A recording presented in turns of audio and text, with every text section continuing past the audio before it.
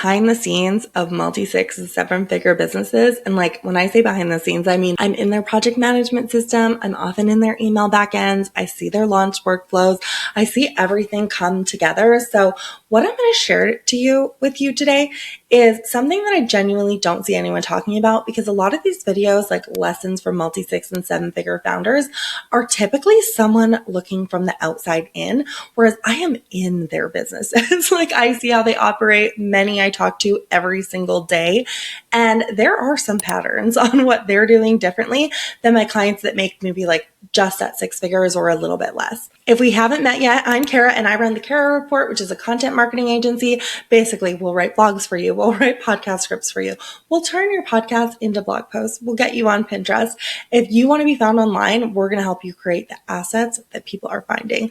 I believe search-driven marketing is the best way to market your business because it is the most sustainable and you have the most control over the people that are finding you. Hello, you're choosing the search terms you're trying to rank for. And yeah, if we haven't met yet, welcome to my channel and let's dive in. So number one, and this is going to sound counterintuitive, but they genuinely seem to love boring days. I feel like as you become a multi-6 and 7-figure online business, your calendar becomes so precious. It becomes so filled with like meetings and reviewing stuff. You're doing heavy mental load stuff all the time because you've typically outsourced all of the little things. So if you do get a day where you get to like be in the back end, like reorganizing your Asana or ClickUp or whatever, or you get to like, I don't know, organize receipts for taxes. Like that genuinely feels like a treat because it's boring and you can do it mindlessly. And I have experienced this too, where like, as you start growing your business, all of a sudden it's like you've outsourced kind of all the work that you used to do in front of the TV. Let's be honest. The reality is, I feel like one thing that these multi-6 and 7-figure business owners that I work with tend to understand that sometimes these boring tasks need to get done and it feels like they're making progress. Oftentimes, because their calendars are so full, it takes them a while to get to these things. So when they do get to it, it feels like a genuine treat. Number two, they have systems for everything. One of my very close online friends, Coley James, will say like, you can get to 6 figures without good systems, but it's very hard to scale past 6 figures without systems. And I see this firsthand. They're all using project management tools like Asana, ClickUp, and there's no guessing on timelines or priorities. Everything is laid out. Typically, all the steps of a project are laid out. Like nothing is left to chance. Systems exist for literally almost every scenario. So if there's podcast guest requests, it's like, how do we respond? How do we decide if it's a yes or a no? Everything is like pretty laid out. Same with refunds, new opportunities, onboarding contractors. They're not winging it. I feel like when you hire your first virtual assistant, maybe around like the 6-figure mark, maybe a little bit earlier, sometimes you and your very first virtual assistant are sort of like building the systems together. I think that's very normal. But by the time you reach multi-6 and 7 figures, you have those systems laid out. And in fact, one of my friends is at the beginning of scaling her agency, and I'm a little bit farther along in that journey. And I said, I'm like, honestly, like right now, decide what you want your client delivery to look like, because you are going to be training someone and you don't want to train them to do your messy system that you will have to change in the future, because then you start to see that time is money once you start outsourcing. And you're like, if you need to train them on a new system, you're paying them for that training time twice. So I will not say that the back end of these businesses are always perfect. Certainly not. Things are always changing in the online space, especially. However, there is always something. There is a decent amount of something. There's no confusion on my part as I'm like jumping in to help them with blogging or podcasting or Pinterest. I'm not just like wondering where to find stuff. They know where to find stuff. And then this next one completely changed how I think about launching literally anything. And that is number 3. Their timelines would shock you. I feel like we are conditioned in the online space to be like, launch your course in 30 days. And that's not real life as you start to build a bigger business. That might be possible if you are a solopreneur with very little client work right now and you have a ton of time to dedicate toward building this course. But in a world where you already have an established business, when you add on an additional project, whether that's create a course or launch a podcast or start on YouTube, whatever it is, These businesses are like planning like 4 months out, 6 months out. They plan their year at a time and they make the plan and they stick to the plan.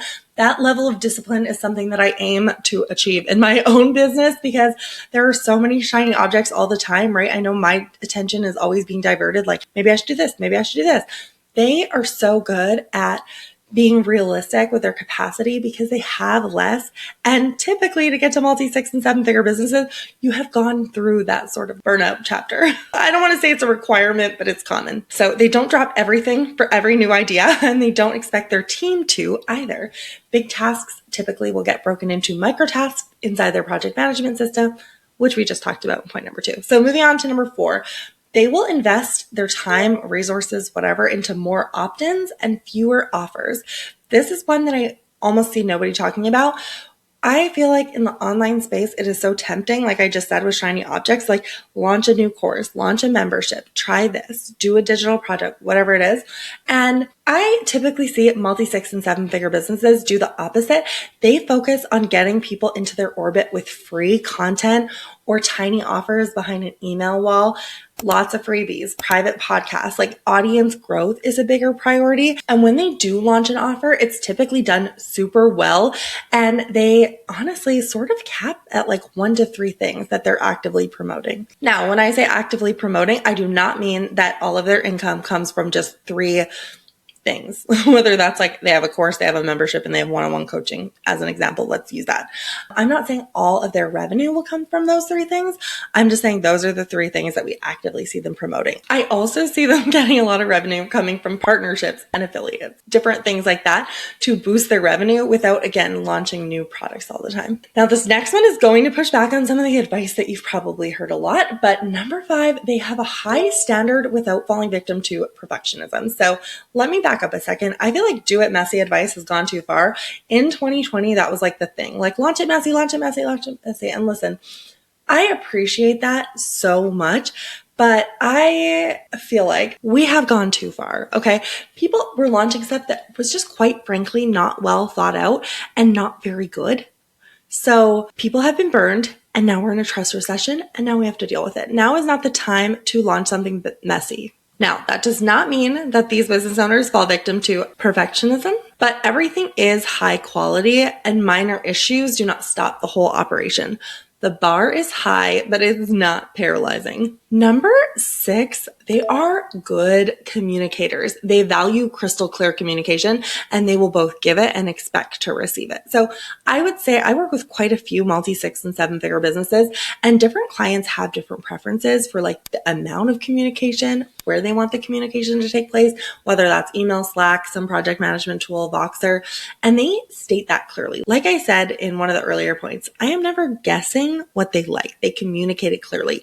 In some cases, I'm not even communicating with the female founder themselves. I'm communicating with their OBM or something like that. So you never have to guess what they want or what success of a role looks like. That is all outlined, and they will have opinions and give direction, but they'll also ask for your input. But at the end of the day, they're the ones who are deciding. And I had to be honest, I so appreciate that because I feel like sometimes when I am working with earlier stage business owners, sometimes it feels like the decisions are collaborative. And while I do love to give my opinion always, that's why I started this YouTube channel, I feel like you do need to know what's best for your business. No one will ever know your business. No one will ever care about your business as much as you do. So I feel like really embracing that ownership role is so important and communicating it clearly. Sometimes I feel like I know what my client wants to say, but they're almost timid or afraid to tell me. Like they want to like weigh in and like me tell them that's a great idea. I feel like you need to know it's a great idea. You need to sell your team on it. I mean, I've been doing this a long time, so I'm certainly not going to hold it against you if you're like wishy-washy, but I do think most of the time you do know what the right decision for your business is, and just state it clearly. Okay. I also really appreciate like communication standards. One of my clients had something like outlined in like a SOP that was like, when you ask me to review something, please provide a link. Always tag me in project management tool. If you record a Loom for me, let me know how long it is, blah, blah, blah. And it wasn't like specific toward me. It was just SOPs for people on her team so that when she is trying to help, she knows, do I have enough time to watch that Loom? What's it regarding? Like, etc. She's not then finding a link. Like these little things slow everything down. And I really appreciate that. I just have to say, as a business owner, I'm like, wow, it makes sense for me to drop the link. I have it right here when I'm asking the question, like little things like that. Number 7 is probably my favorite thing about working with multi-6 and 7-figure businesses is that they're just genuinely appreciative. And I know this is like easy to overlook and might seem like fluff, but I feel like they're not afraid to bring you into the journey. And I think that that's something that we can all do with our teams more, including when things aren't going perfectly, without making them feel like it's the team's fault that things aren't going perfectly. It's like, ooh, I really wanted to hit X number of students in my online course. Or, ooh, we were trying this channel. I'm not sure it's working for us. I don't know if we should double down or pivot. Like, what does everyone think? I will also say that they notice when I'm genuinely invested in their business, because if you're my client, I'm genuinely invested in your business. And just in a way that I feel like sometimes when you're at those like earlier revenue stages, you're just like so focused on grinding it out and building something. And trust me, I so appreciate that. However, I feel like you can go so much farther when you get your team as invested in the vision as you are. And one of the ways to do that is be genuinely appreciative. Notice when your team is going above and beyond. Now, this next one I found fascinating, and it's something I feel like most smaller business owners would never think to do. And that is, they protect their IP, intellectual property, aggressively. I have to be honest, this is something I would have never expected when I started working with multi-6 and 7-figure founders. So they are checking Copyscape, which is like a website where you can like see if people are stealing your website copy.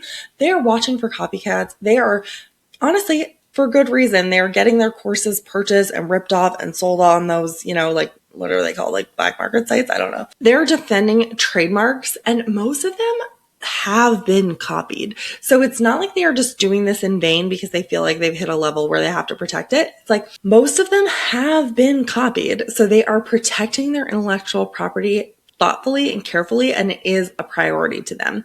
I feel like smaller business owners, like if I saw a line on my website and it was also on somebody else's website, I feel like I would have tempted to assume it's a coincidence. And I mean, we're not talking about like 2 or 3 words, right? So I think high earners typically assume that it isn't, and they have receipts and they're not afraid to call someone out for copying them, cease and desist. Like I've seen it all, which is crazy, honestly. It's crazy to me that someone is out there copying what other people are doing to begin with, but that's one thing that I would not have expected. They're spending the time and money to get their stuff trademarked. Now, number 9, and aren't we all guilty of this, but they typically ignore their competitors. They know exactly who their competitors are. They're not like digging their head in the sand or anything, or like being totally unaware of what's going on in their market. However, many of them have told me that they deliberately do not want to watch competitors because they don't want to be influenced. Okay. They do not want to know what their competitors are doing because it might sway them from knowing what they want to do. They don't want to both like feel like they can't do something because someone did it first, but they also don't want to know, or to be swayed into doing something because they see it working well for someone else. You never ever know what's going on behind the doors of somebody's business unless you're behind the scenes of their business. So seeing somebody online appear to have a really successful membership launch, for example, it can get really like in your head, and that's why they don't watch. Compare that to the earlier stages of business. I feel like most of us kind of like follow competitors and then we like second guess our own ideas, or maybe we're like looking at their pricing and we're like, ooh, should we charge a little less? Should we charge a little more? Like, I think a lot of us are like very aware of what other people in our market are doing. But I do feel like you get to a certain level where that just is not helpful anymore. And to be honest, I think that level happens before we're ready to give up following our competitors. I would also say this. I think in the online space, some of us are friends with our competitors. I am a big fan of blogging. I think it is the best way to market your business. So whether you hire me or you hire somebody else to write your blogs for you or sign up for their, blogging, whatever, I don't care. I literally just want you to blog. So I want you to hire somebody to write your blogs that you feel comfortable with. I know outsourcing your voice is a huge decision. Therefore, I do have friends in the industry who are doing similar stuff than me. What I would say though, when I do find myself paying maybe a little bit more attention than I'm comfortable with, I just mute them. I don't want to unfollow them and seem like, I don't know, probably overthinking that. But sometimes I feel like unfollow, like I'm not willing to follow my competitors is a bit much for me, but I do tend to mute them. I also feel like this is like a number 1 principle if you're like building a creator style business is to create before you consume. create what you want, and then consume your content. Know the landscape, don't study it obsessively. Number 10, which is no surprise to me, they are obsessed with marketing.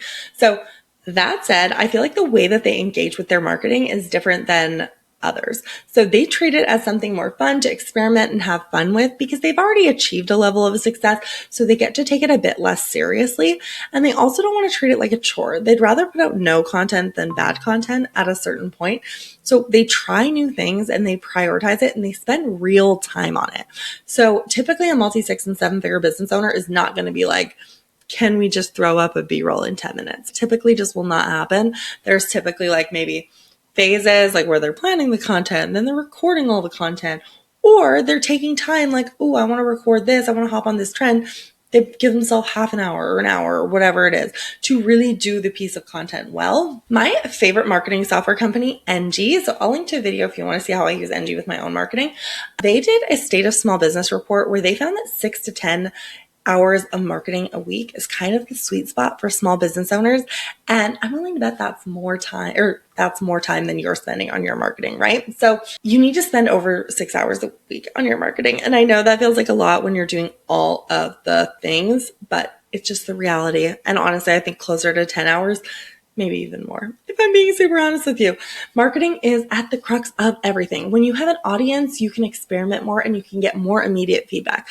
When you have a smaller audience, you should still be putting all of your effort in. Everyone starts with a 0, right? But sometimes when you're putting out stuff, you're like, okay, did this not perform as well as I wanted because I don't have the audience or because it was bad content? It's a little harder to, figure out feedback. Whereas if you have a large audience, you get more of that iteration feedback. Okay, last one.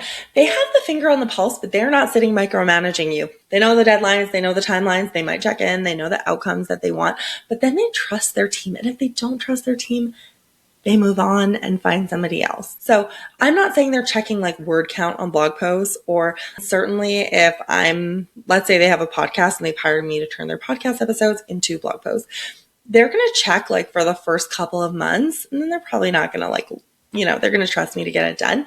That's why it's a really nice service because you can just hand it off. However, it is still not like I trust her 100%. I'm not even going to look. It's like they're going to see, they're going to make sure they're getting an ROI. They're going to make sure that their Google traffic is going up, right? They're going to make sure that this additional service that they're paying for is actually providing a return for them.